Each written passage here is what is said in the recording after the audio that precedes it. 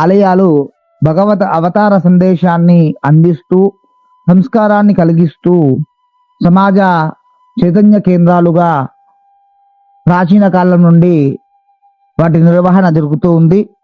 అలాంటి ఆలయాల్లో ఒకటి నిడిగొండలోని శ్రీ లక్ష్మీ నరసింహస్వామి ఆలయం. నిడిగొండ అనగానే అనేక రాజవంశాల యొక్క ప్రభావం, వైభవం మనకు కనిపిస్తుంది. ముఖ్యంగా నదవాడి, కళ్యాణి చాళుక్యులు, కాకతీయుల యొక్క శిల్పకళా వైభవాన్ని మనం ఇక్కడ గమనించవచ్చు.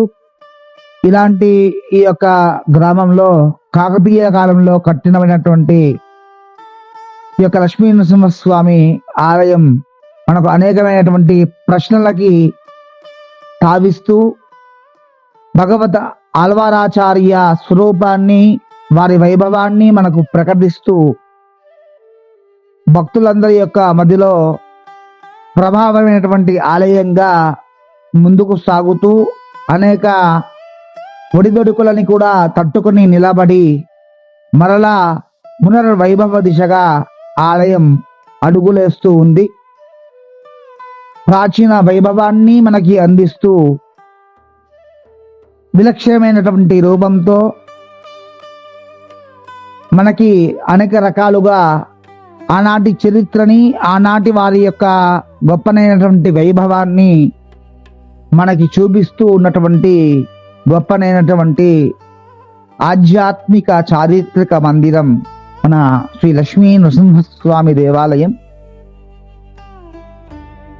ఈ యొక్క ఆలయ వైభవాన్ని, స్వామివారి యొక్క విశేషమైనటువంటి రూప లావణ్యాన్ని, ఇంకా ఆలయానికి సంబంధించినటువంటి కాంతులని